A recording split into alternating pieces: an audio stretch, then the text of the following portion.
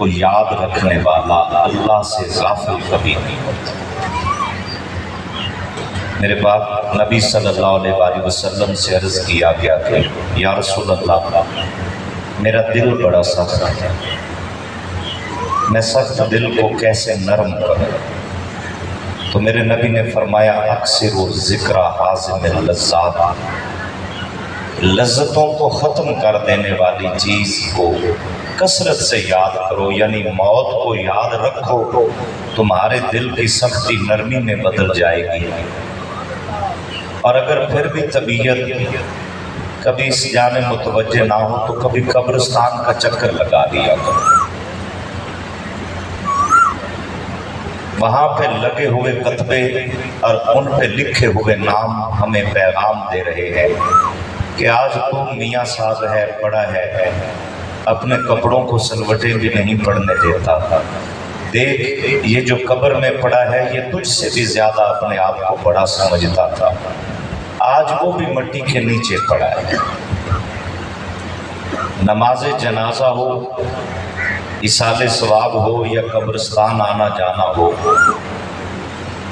اگر جنازہ پڑھ کے بھی طبیعت اللہ اور اللہ کے رسول کی فرما برداری کی جانب متوجہ نہیں ہو رہی تو پھر ہمیں اپنے دل کا علاج کروانا چاہیے۔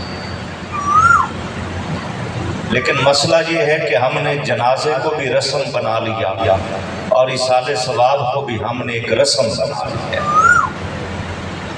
رسم کا شریعت سے پھر تعلق نہیں ہوتا، یہ رسم نہیں ہے، یہ دنیا سے جانے والے کا حق ہے پیچھے رہ جانے والوں پر کہ اس کے جنازہ میں شرکت کی جائے، اس کے لیے بخشش کی دعا مانگی جائے۔ ہم عقیدے کی کتابیں جب پڑھتے ہیں، بالخصوص شرح عقائد نصفیہ علامہ سعد الدین تفتزانی کی لکھی ہوئی کتاب ہے جو عقیدہ سمجھنے کے لیے، جس طرح فقہ کے اندر ہمارے ائمہ ہیں، بالخصوص امام اعظم ابو حنیفہ، جن کے فقہ کے اندر ہم فالوور اور پیروکار ہیں، اسی طرح عقیدے کے اندر بھی ہمارے امام ہیں اور ان کا نام ہے ابو منصور ماتریدی رحمۃ اللہ علیہ۔ یعنی عقیدہ تلاش کرنا ہو تو پھر فقہ کے امام نہیں دیکھنے پڑیں گے، عقیدے کے اماموں کو دیکھنا پڑے گا۔ تو شرح عقائد نصفیہ کے اندر علامہ تفتزانی رحمۃ اللہ تعالیٰ علیہ نے جو ایصال ثواب کی گفتگو کو ایک لائن کے اندر، آدھی لائن کے اندر جو بتایا، وہ ہمارے لیے مشعل راہ۔ وہ فرماتے ہیں کہ فی دعاء الاحیاء للاموات وصدقاتہم عنہم نفع لہم، کہ مرنے والوں کو جو تم دعائیں دیتے ہو، ان کے لیے دعا مانگتے ہو، ان کی جانب سے صدقہ و خیرات کرتے ہو، یہ ضائع و بیکار نہیں جاتا، یہ مرنے والے کو نفع دیتا ہے۔ یہ بنیادی ہمارے عقیدے کی کتابوں کے اندر جو یہ بات سمجھائی گئی۔ تو میں عرض کر رہا ہوں کہ یہ جتنی بھی چیزیں ہیں رسم سمجھ کے آؤ گے، طبیعت نہیں بدلے گی، لیکن مالک کا احسان تو دیکھیں۔ بہت مشکل مرحلہ ہوتا ہے باپ کے لیے اپنے بیٹے کی میت کو کندھا دینا۔ خدا کسی باپ کو اس امتحان سے نہ گزارے۔ یہ بہت مشکل مرحلہ ہوتا ہے کہ بزرگ باپ جو اپنی اولاد کو اس لیے جوان کر کے پڑھا لکھا کے اس قابل بنایا، وہ سوچتا ہے، خوش ہوتا ہے کہ اللہ تیرا شکر ہے میرے بڑھاپے کا سہارا جو تھا وہ اپنے پاؤں پہ کھڑا ہو گیا۔ بہت مشکل ہوتا ہے کہ بیٹے کی میت کو باپ کندھا دے اور اپنے ہاتھوں سے قبر میں اتار کر آئے۔ بس بندہ مرتا نہیں ہے، لیکن اس کے علاوہ اس کا ہر لمحہ موت کی وادی سے ہو کر گزرتا ہے۔ لیکن اس مرحلے کے اندر بھی خدا کی کرم نوازی دیکھیے، بڑی محبت باپ کو ہے، بڑی محبت بھائی کو ہے، بڑی محبت اولاد کو ہے، لیکن وہ بھی روتے ہوئے کہتے ہیں جلدی کرو یار، اس کو غسل دو، جنازہ پڑھاؤ، قبر میں اتار کے آئے۔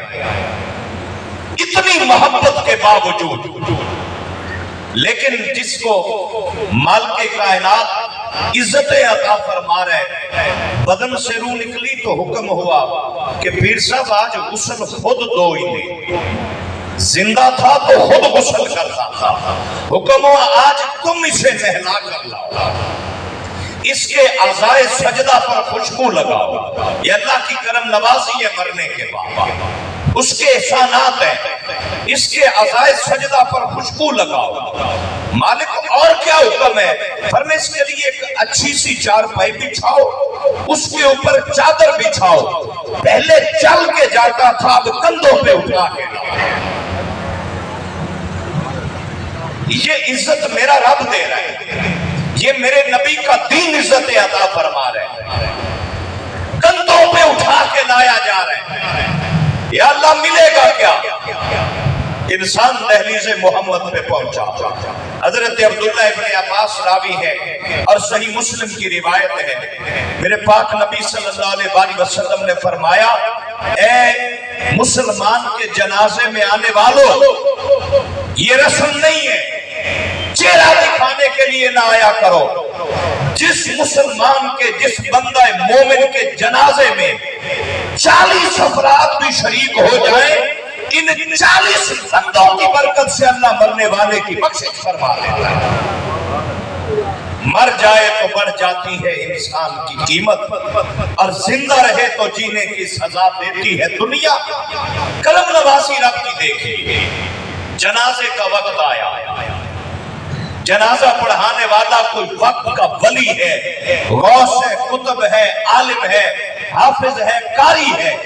ایون کہ نبی بھی جب اپنے امتی کا جنازہ پڑھاتے تو جنازہ پڑھانے والا پیچھے جس کا جنازہ پڑھایا جا رہا ہے اس کی میت سب سے آگے رکھی جا رہی ہے. کبھی اس احسان پہ غور تو کیا؟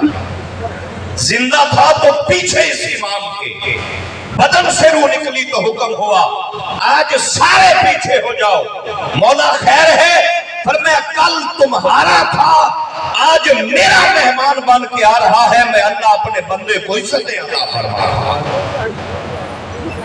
یہ خدا کی جانب سے عزتیں مل رہی ہیں. میں عرض کر رہا ہوں, موت کو ہم بعض اوقات سمجھ لیتے ہیں کہ شاید مٹ جانا, فنا ہو جانا, تباہ ہو جانا اور مر کے مٹی ہو جانے کو موت کہتے ہیں. نہیں, اس مفہوم کو قرآن کی آیت سے سمجھنے کی ضرورت ہے. اللہ فرماتے ہیں کل نفس ذائقۃ الموت, ہر ذی روح نے موت کا ذائقہ چکھنا ہے. مجھے بتاؤ, کوئی بھی چیز جب آپ لیتے ہیں زبان پہ آتی, اس کا ذائقہ کیا ہمیشہ کے لیے رہتا ہے؟ نہیں, ذائقہ زبان پہ لگتا ہے, حلق سے نیچے اترا تو ذائقہ ختم ہو گیا. ذائقہ ہمیشہ رہنے والی چیز نہیں ہے. تو یہ پیغام اشارتاً قرآن دے رہا ہے کہ ہم ہر ایک کو جب موت کا ذائقہ چکھائیں گے تو یہ موت ہمیشہ کے لیے نہیں ہوتی. یہ تو بس ایک پردہ ہے کہ وہ خدا ہے جسے موت نہیں آتی, اور یہ بندہ ہے جو موت کی وادی سے گزارا. یہ اللہ اور بندے کے درمیان فرق ہے, لیکن کتنا لمبا سفر ہے. فرمایا بس یہاں آنکھ بند ہوتی ہے, ادھر قبر میں جا کر اتارتے ہیں. غم کی گھڑی ہے اور دکھ کی گھڑی میں امید کی, سہارے کی اور حوصلے کی بات کرنا چاہوں گا. آج ہمارے بزرگ بیٹھے ہیں, قبلہ پیر صاحب بیٹھے ہیں, یہاں بھائی محمد اصغر کے بیٹے بھی موجود ہیں.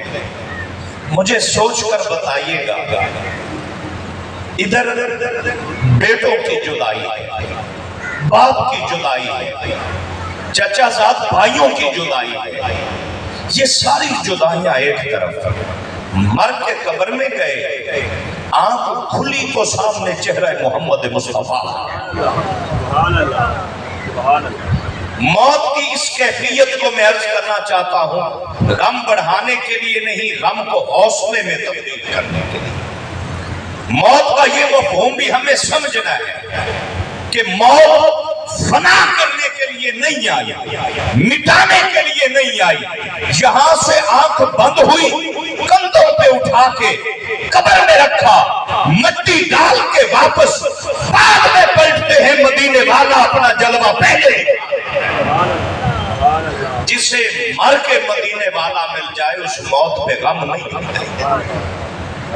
आंख से आंसू का गिरना ये मोहब्बत है, ये मोहब्बत की अलामत है।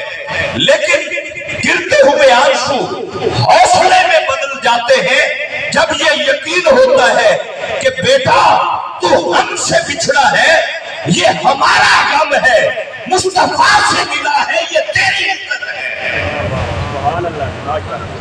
दुनिया के अंदर जितने भी अंबिया इकराम तशरीफ लेकर आए, हर नबी के मानने वाले थे, थोड़े थे या ज्यादा थे, ये मौजू नहीं है। मौत उन पर भी आई, दुनिया से वो भी गए।